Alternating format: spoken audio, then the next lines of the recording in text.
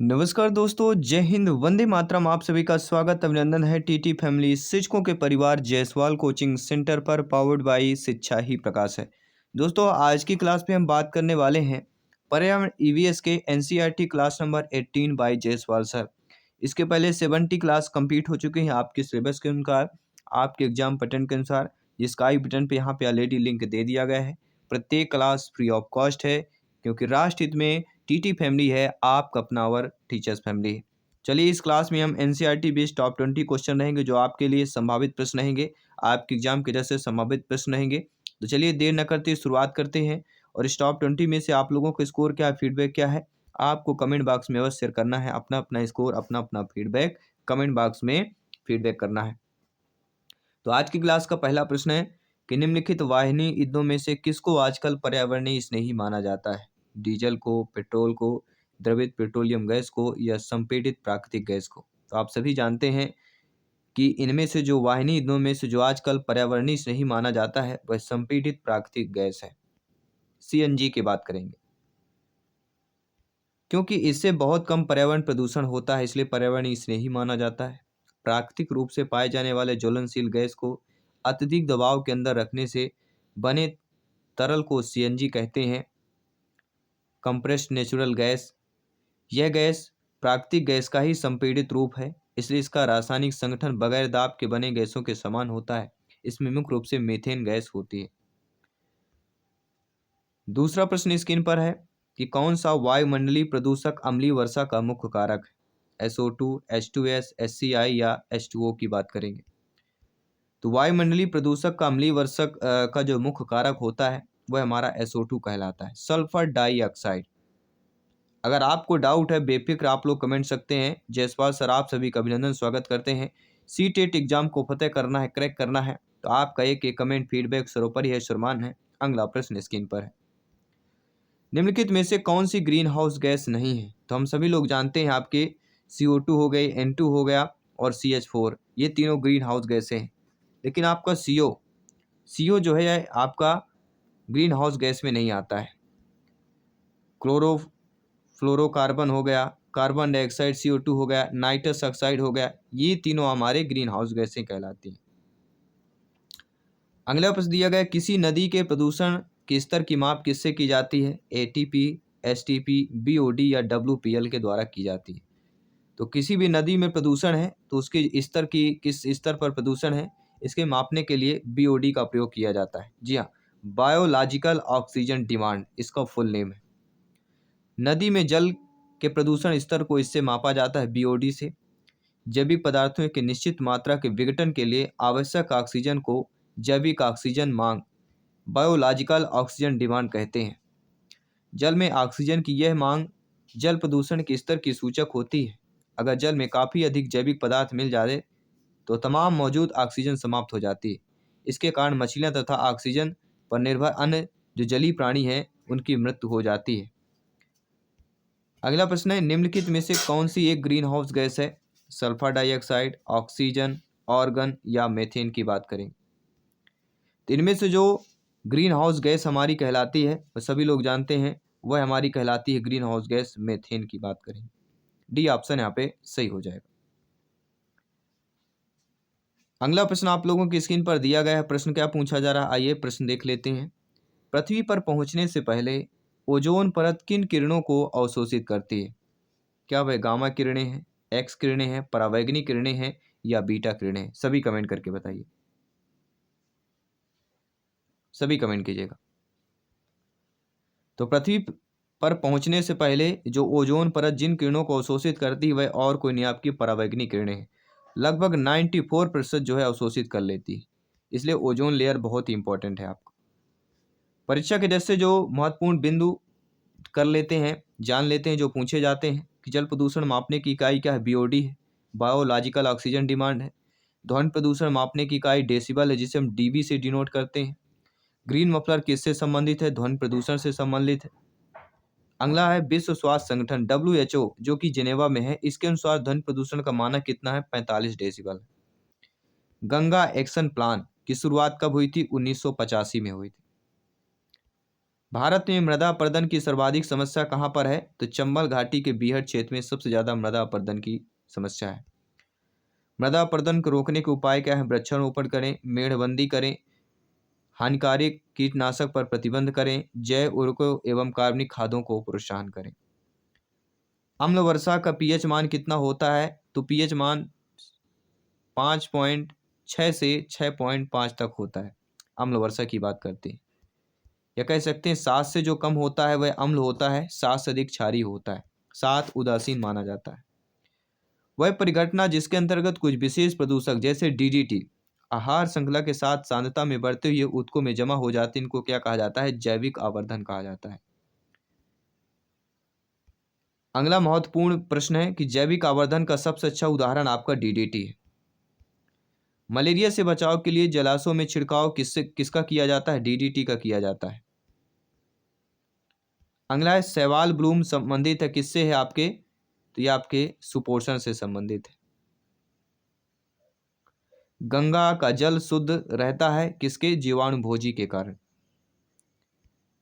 कौन सा ईंधन न्यूनतम पर्यावरण प्रदूषण उत्पन्न करता है? वह ईंधन हाइड्रोजन है। ये हम पिछले क्लास में हम क्वेश्चन भी कर चुके हैं। ओजोन परत के क्षरण का सर्वप्रथम पता किसने लगाया था? तो जोसेफ फॉरमैन ने 1985 में लगाया था, जो कि इंग्लैंड में है। गोबर गैस का मुख्य घटक हमारा मीथेन होता है, जिसका सूत्र CH4 होता है। क्रैकिंग गैस के नाम से कौन सा जाना जाता है? तो सल्फर डाइऑक्साइड को हम क्रैकिंग गैस के नाम से जानते हैं। अम्ल वर्षा के लिए उत्तरदायी कौन सा होता है? सल्फर डाइऑक्साइड और नाइट्रस ऑक्साइड, ये अम्ल वर्षा के लिए उत्तरदायी होते हैं। आर्सेनिक द्वारा अत्यधिक जल प्रदूषण वाला राज्य हमारा क्या है? पश्चिम बंगाल। ये भी हम प्रश्न कल की क्लास में कर चुके हैं। हमारे पर्यावरण को बचाने के लिए तीन प्रकार के आर कौन सा है? कम उपयोग, पुनः चक्रण, पुनः उपयोग। अगला, सिगरेट के धुएं में मुख्य प्रदूषक कौन सा होता है? कार्बन मोनोऑक्साइड और बेंजीन होता है। प्लास्टिक बैग पर पूर्णतः प्रतिबंध लगाने वाला भारत का पहला राज्य कौन सा है? वह आपका हिमाचल प्रदेश है। पूर्णतः जैविक खेती अपनाने वाला भारत का पहला राज्य कौन सा है? वह आपका सिक्किम है। जी हाँ। अगला, स्वच्छता सर्वेक्षण 2020 के परिणाम में भारत का कौन सा शहर देश का सबसे स्वच्छ शहर बना? और सभी लोग जानते हैं इंदौर, मध्य प्रदेश का जो इंदौर शहर है। अगला, विश्व ऊष्मायन के लिए निम्न में से कौन सा एक कारक है? तो विश्व ऊष्मायन के लिए जो प्रमुख कारक होता है, वाहनों से निकली गैस, पेड़ पौधे से निकली या भट्टियों से निकली गर्म हवा या रसोई गैस। तो आप सभी लोग जानते हैं, ज्ञानी सर्व व्याख्याता है, भावी अध्यापक अध्यापिकाएं हैं, कि विश्व ऊष्मायन के लिए निम्न में से जो हमारा एक कारक होता है वो होता है वाहनों से निकली गैस। अगला प्रश्न क्या पूछा जा रहा है? वायु प्रदूषण को कम किया जा सकता है वृक्षों के द्वारा, मछलियों के द्वारा, जंतुओं के द्वारा या सूर्य के प्रकाश के द्वारा। तो वायु प्रदूषण किससे कम किया जा सकता है? तो वायु प्रदूषण को जो है वृक्षों के द्वारा कम किया जा सकता है, ट्री। अगला जो प्रश्न है, वायु प्रदूषण सभी लोग जानते हैं, कार्बन मोनोऑक्साइड, और ग्लोबल वार्मिंग की बात करें CO2 की बात करते हैं, CFC क्लोरोफ्लोरोकार्बन है, और SO2 sulphur dioxide, Bhopal gas त्रासदी, MIC मेथिल आइसोसाइनाइड। ये जो आपके ऑप्शन दिए गए थे, सारे ऑप्शन को हमने डिटेल के साथ चर्चा कर लिया, क्योंकि एग्जाम में आ गए तो आपसे A to Z बिल्कुल बनेगा। सूर्य के हानिकारक किरणों से पृथ्वी का कौन सा स्तर सुरक्षित रखता है? आयन मंडल, ओजोन मंडल, क्षोभ मंडल या चुंबक मंडल की बात करते हैं। तो आप सभी लोग जानते हैं सूर्य के हानिकारक किरण जो पृथ्वी को सुरक्षित स्तर रखते हैं वह हमारा कहलाता है ओजोन लेयर। ओजोन स्तर की बात करते हैं। आप सभी जानते हैं कि समताप मंडल के निचले हिस्से में ओजोन गैस की एक परत पाई जाती है, जिसे ओजोन मंडल या ओजोन लेयर कहा जाता है। ओजोन परत सूर्य से आने वाली हानिकारक किरणें जो परावैंगनी किरणें को अवशोषित कर लेती है। परावैंगनी किरणें से पृथ्वी की क्या है, उष्णता से वृद्धि होती है तथा अनेक प्रकार के शारीरिक विकार उत्पन्न होने लगते हैं। अगला जो प्रश्न है कि निम्न में से विश्व ऊष्मायन का प्रमुख कारण क्या है? जल प्रदूषण, मृदा प्रदूषण, वायु प्रदूषण या ध्वनि प्रदूषण। सभी कमेंट कीजिएगा। जी हाँ मेरे प्यारे प्यारे भाइयों की प्यारी प्यारी बहनें, गृहिणी, इनका सपना है CTET एग्जाम को फतेह करना, एग्जाम को क्रैक करना, 101% यहाँ पे क्रैक करना। सभी कमेंट कीजिएगा। तो कौन सा विश्व ऊष्मायन के लिए हमारा कारण है? वह आपका है वायु प्रदूषण। जी हाँ साथियों, वायु प्रदूषण वह स्थिति होती है जिसमें अवांछनीय गैस अत्यधिक मात्रा में वायुमंडल में जमा हो जाते हैं तथा सूर्य से आने वाली किरणों को पुनः वापस नहीं जाने देते। परिणाम स्वरूप सूर्य द्वारा प्रदान ऊष्मा यहीं पर बनी रहती है और पृथ्वी के तापमान को बढ़ाने में यह सहायता करती है। और वैश्विक उष्मायन ग्लोबल वार्मिंग का एक समस्या पैदा करती है। अगला जो प्रश्न है कि निम्न में से कौन वायु प्रदूषण का एक कारण है? धुओं का कुहासा, वाहनों से निकलने वाली गैस, जलती हुई लकड़ी, चारकोल से निकली गैस या उपरोक्त सभी। तो आप सभी जानते हैं पिछले ईयर में पूछा गया प्रश्न है कि वायु प्रदूषण का प्रमुख उदाहरण धुआं में कुहासा भी होता है, वाहनों से निकली गैस भी होती है और जलती हुई लकड़ी या चारकोल से निकली गैस भी होती है, अर्थात उपरोक्त सभी। जो ऑप्शन दिया गया है डी ऑप्शन यहाँ पर सही हो जाएगा। नो डाउट, आई होप प्रश्न को आप लोग अच्छे तरीके से समझ रहे हैं, प्रत्येक ऑप्शन को भी अच्छी तरीके से आप लोग रीड कर रहे हैं और प्रत्येक प्रश्न का आंसर भी आप लोग फीडबैक कर रहे हैं। भारत तथा दूसरे देशों में प्रदूषण को रोकने के लिए बनाए गए जो नियम है उसका किसका प्रयोग करने से रोकता है?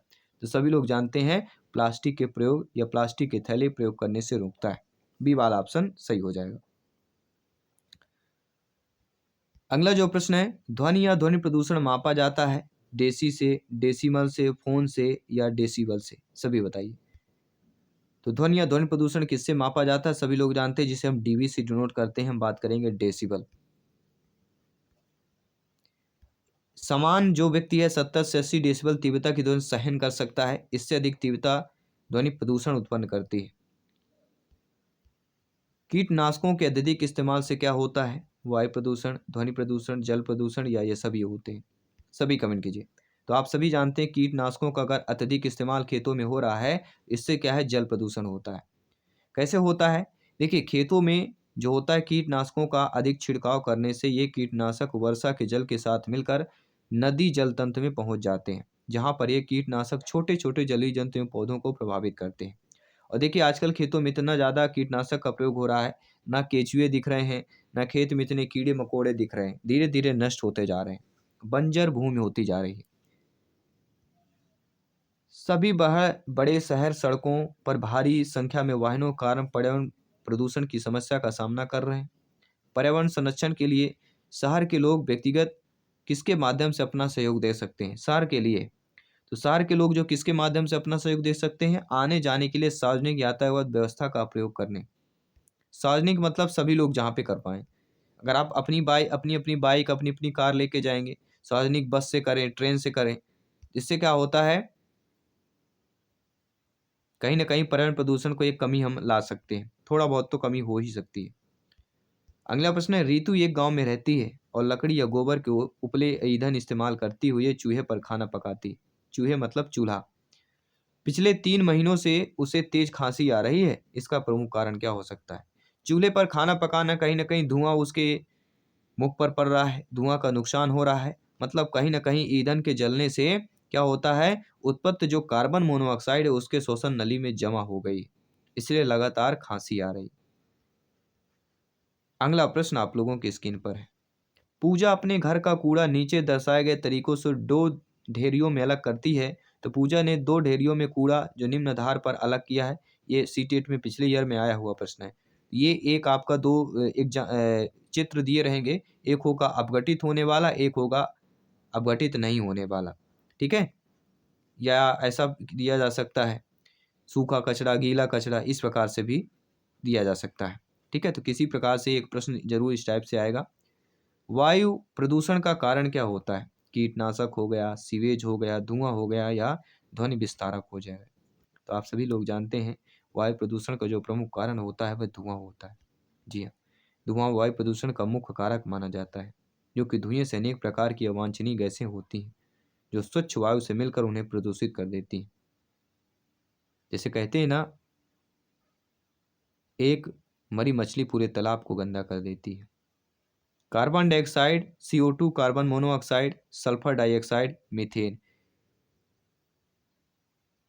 ये सारी हमारी कौन सी गैसें होती हैं? ये सारी गैसें वायु प्रदूषण की बात करते हैं।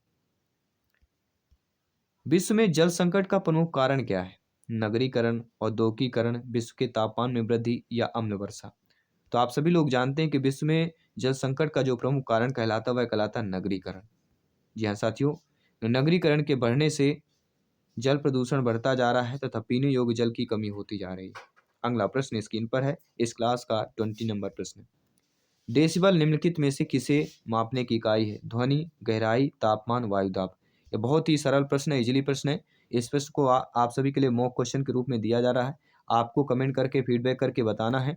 इस क्लास में टॉप 20 क्वेश्चनों में से आपने कितना स्कोर प्राप्त किया, आपने कितना यहाँ पे फीडबैक किया। मैं आपके साथ जयसवाल सर आपकी अगली क्लास पर मिलता हूँ मॉर्निंग पर। सभी मित्रों को जय हिंद, वंदे मातरम, धन्यवाद सभी का।